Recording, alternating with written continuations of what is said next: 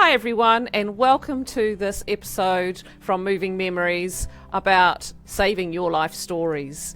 Today my guest is Thomas MacEntee. MacEntee, have I said that correctly, That's Thomas? Correct. That's very good, yes. And he is an author and educator of genealogy, and he's come to see us today to share his journey on his family history projects that he's been working on since 1970 something. 77. Yeah, Yes. amazing. So, what got you started on your family history journey, Well, Thomas? like a lot of people here in the States, I mean, I'm a baby boomer. I was born in 1962 on Christmas Day. That's a whole other story. But Wow. I'm at the tail end of the baby boomer generation, and I remember when the miniseries Roots came on ABC television here. It was in early February during Sweeps Month. And the book, Roots, by Alex Haley, had been a runaway bestseller the year before. And it was a whole week of episodes, and it took the country by storm. But one of the side effects that libraries and archives and repositories were not prepared for were people coming in and say, hey, I want to trace my own roots. So I was privileged to be raised by my great-grandparents. My mom was a single mother, and they had a big influence on my life. So I would sit there with my great-grandmother, I was staying with them, and watch every episode. And of course, you turn the television set off, and you get to start to talk about your own family history. And the stories were really what hooked me. And I think that happens with a lot of people right now. It's a little bit different now in modern times because a lot of people with DNA testing, they hear about ethnicity and all of that. But for me, it was that whole idea of family stories, and just amazing. My great-grandparents were born in the 1890s in New York, and it was a different time, and that's how I got started. I also, keep in mind, Nicola, that I started before the internet, before personal computers. We're talking sound decks, microfilm, we're talking pencil and paper. So I have an appreciation for the technology. And that's why I'm also known as the tech guy in genealogy. I was in the information technology field for close to 25 years. And so my first IBM PC was in 1984 when at work they threw it on my desk, and I worked for the US government, and they said, here, learn it and teach everyone else. So that's what I do, is I really am a techie. For someone with a liberal arts degree, I don't know how that happened. But yeah, I do want to point that out, though. I come from a background pre-computer, so I have an appreciation for what it was like to do genealogy research back then. Oh, absolutely. It must have been a lot of crawling through dusty books and libraries. Yes. And yeah, hugely different to what we have available Yes. to us online now. Exactly. So yeah, it's amazing what you can find out now. So what is something that you discovered about your own family history that maybe took you by surprise? Just share that with our viewers. There is one family story that I'll share in a minute, but I come from a very, very big family. My mother was one of 12 children. I don't know how my grandparents raised 12 kids during the Depression in New York City. God bless them. I always tell people that we're Irish. We didn't have television. We just had kids. And that's basically, but they all had children. I have 41 first cousins total between my father's side and my mother's side. And, it was family get-togethers were great. But my great-grandparents, John Ralph Austin, who was born in 1896 in a little town in upstate New York near the Canadian border, and then my great-grandmother, Therese Rose McGinnis, who was born in Manhattan, they were married, and this was the story. They said that they were married May 30th, 1915.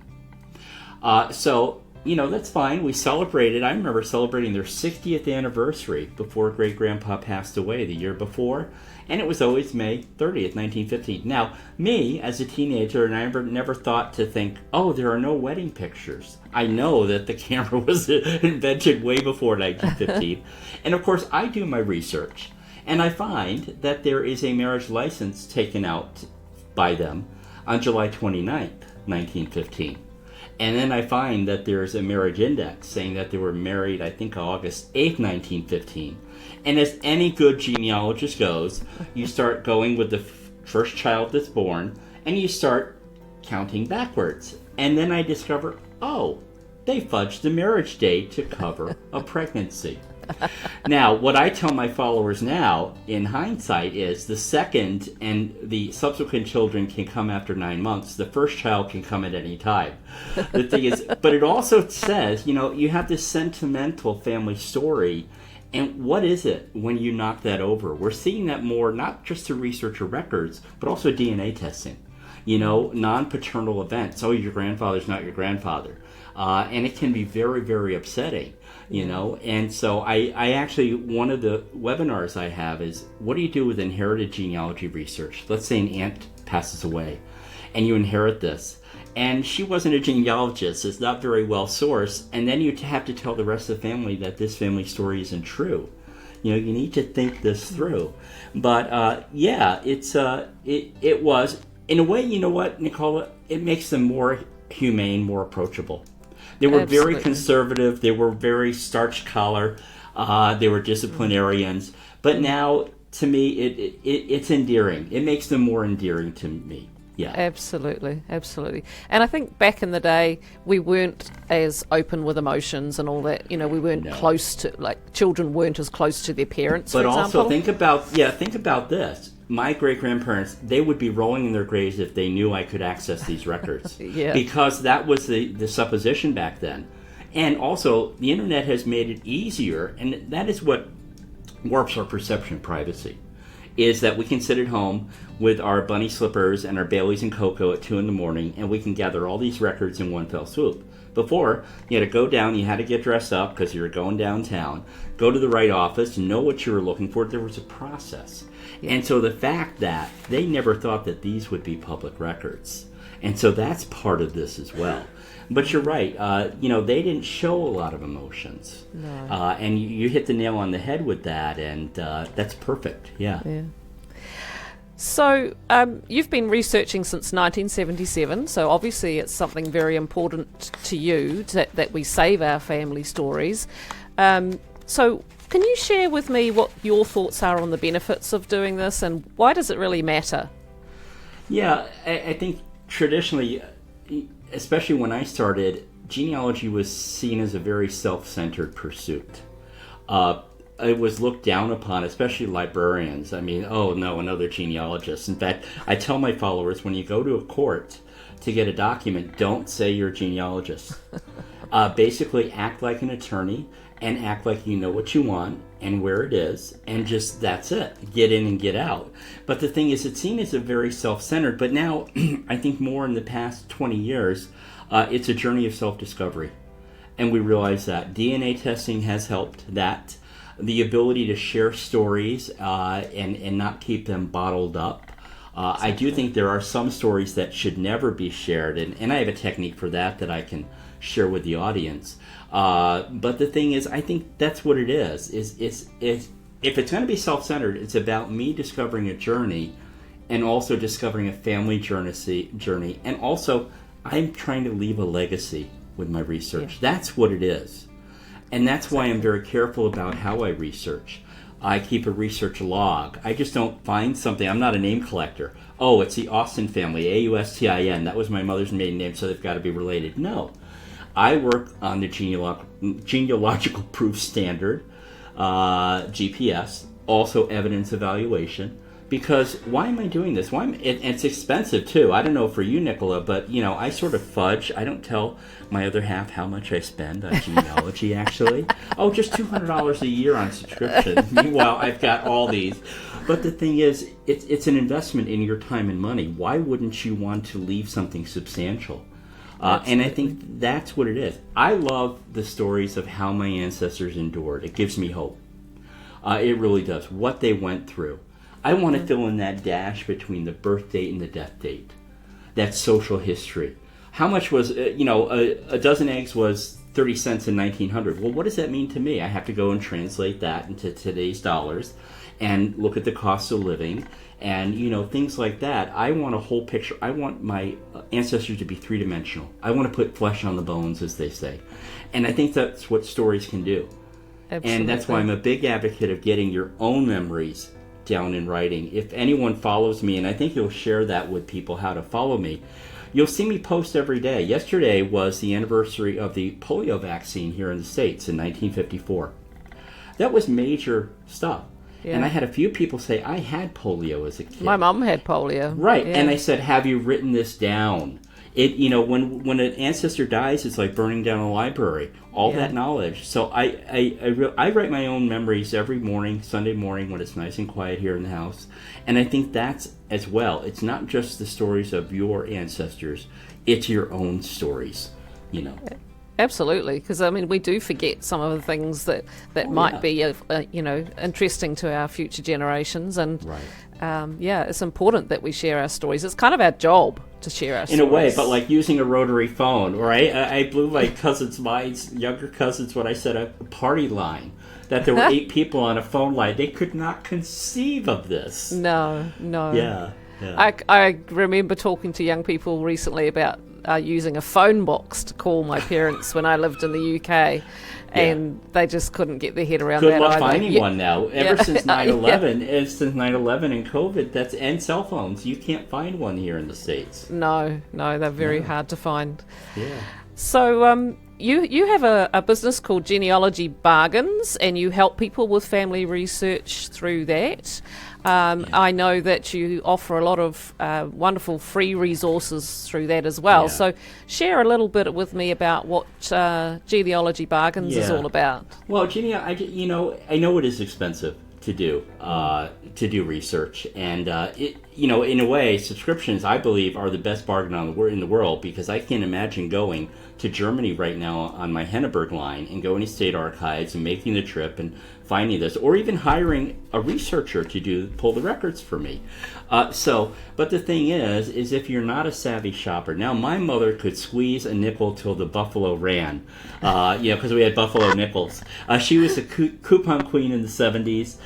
All the other women would glare at her because she'd walk out with a cart full of groceries for very little money, and that's the way I was raised. I was raised very poor. So the thing is, people say, but you give away all this other information. Over 33 free cheat sheets.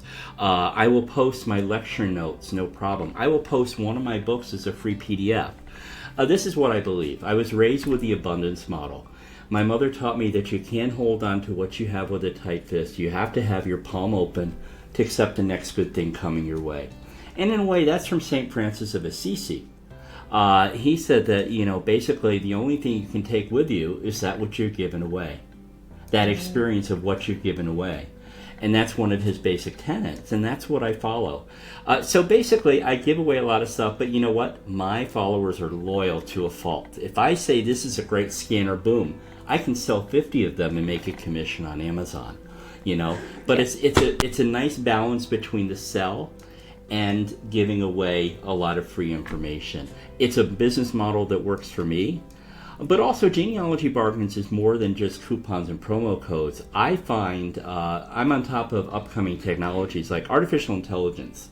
I'm really concerned about how it's going to affect genealogy research. Yeah. We already have photo tools that are using artificial intelligence. And so that's part of the impact. Also, DNA and privacy. That was one of my webinar lectures, is how do you navigate that privacy? And the rules are different in every country. I remember when you couldn't even bring a DNA test into France. They wouldn't allow you to sell them, nor they considered a medical device.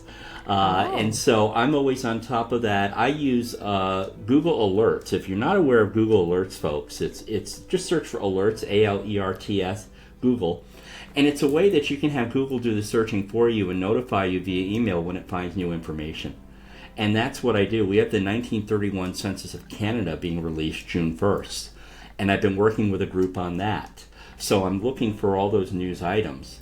And so, that's really important. Also, I do have a lot of postings, if you follow me on Facebook or Twitter, like what I mentioned before. What do you do with a story that is, I don't want to say controversial, but you might find is too damaging to share? I've done this. I've written it up, I put it in an envelope, and it is with my estate planning papers. That way the story is not lost, and it has instructions on how it's to be handled after I go. Good idea. If they're living people that it would harm, I don't, it's not a matter of just my privacy. I always ask relatives, can I post this photo that was taken of you? I mean, that's just basic courtesy. But most of my older relatives, my 2 uncles and my 1 aunt that are remaining, they're not on social media. So they don't know how that works. No. But that's what I teach in a lot of my, you'll see me post little teaching tips. And I have something called Thomas's Tips and Ask. And it basically does technology or methodology. It says, hey, this is Google Alerts. Have you ever used it? Hey, this is this new database. And so that's a reason to follow me on Genealogy Bargains. Don't think of it as just a shopping site. It's a lot more. And my hope is that you will click on that ad from Ancestry or Find My Past and maybe take a look. And I get a little cha-ching, and I'm always about full disclosure. It doesn't raise your price on what you pay. And I always go and I buy my own products. I pay for Ancestry myself. I never let them give it to me for free. I never want to come across as being influenced editorially. Same thing with MyHeritage. So that's basically, so I always say, come for the savings, stay for the education.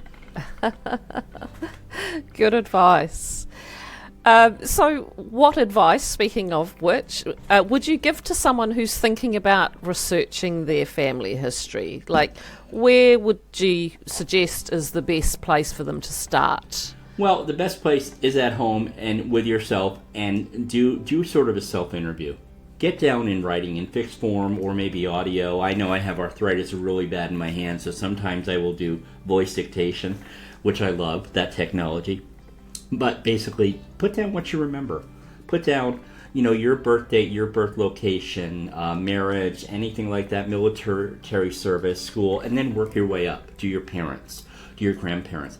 I tend to go up 2 generations, then I go out along the sibling line to do it that way. And that's probably the best way. And then you take that information, and those are your research points. I bet you it's not as easy as you think to prove your birth date. I know it was not. I mean, I know I was born in New York. My mother went into labor at 4 a.m. during a poker game after midnight mass on Christmas Eve. That is my story. But it took me a while to get my birth certificate certified through the town clerk. I had a birth certificate, a copy, actually the original from the hospital. But you'll find, and if you get into that discipline, where you just can't rely on a family story. Things get passed down from generation to generation, get distorted. And get all that information down.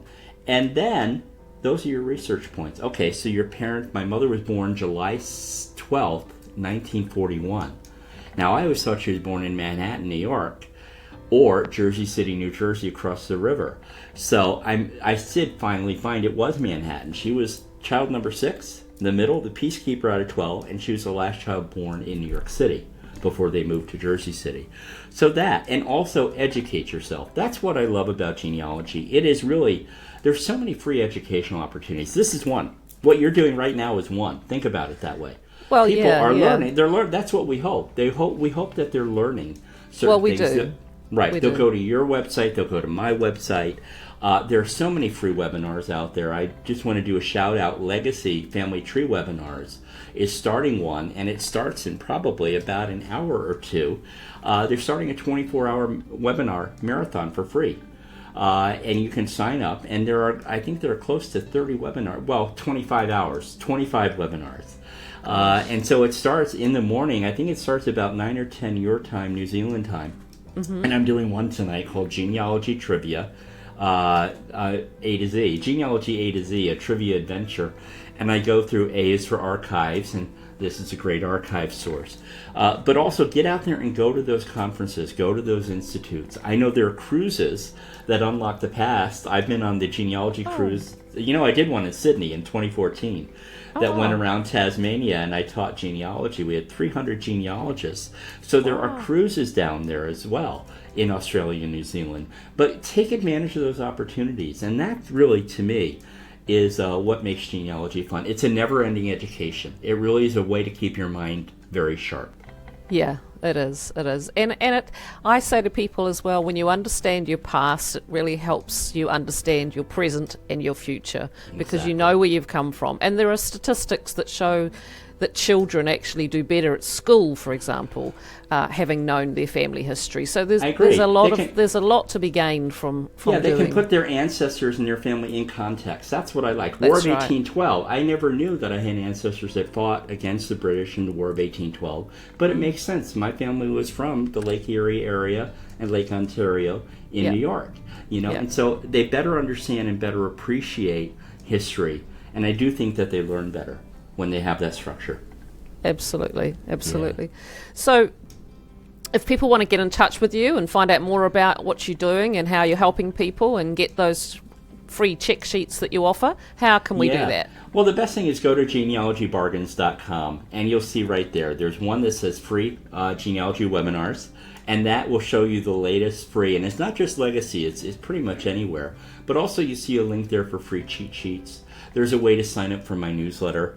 Also, I think that I sent you a link to a PDF that says, how to follow me, and that has I'm on Pinterest. My family says I need a Pintervention because I have 150,000 followers on Pinterest. I'm on Instagram. I'm on Twitter. I also run a great group, if you want to look it up on Facebook, called Thomas's Genealogy Treehouse, and this is where I post a daily memory. Like today is the invention of the Scrabble game. And so I'm asking, do you remember when Scrabble came out? Do you remember playing Scrabble? Did your family play, board games? Tomorrow's National Gardening Day here in the States, so I'll talk about gardening and victory gardens during World War II. So that's a great place to join for free. And I share a lot of information, a lot of news, cemetery discoveries. I love the DNA reuniting, family reuniting stories. And so that's probably one of the better places as well. Awesome. Thank you so much. Great. Well, it's You're been welcome. just wonderful talking to you and hearing all these great resources that people can use now for their research. And I will look forward to reading some of your books as well that you've written. And I also may run into you in New Zealand on some genealogy cruise. It's not out of the question. So. Well, exactly. Yeah, definitely look me up. I will put the PDF with all your contact details in the description of the video, and everyone will be able to access that. Yeah, thanks all right. so much. Take care. Bye for now. Bye-bye. Bye.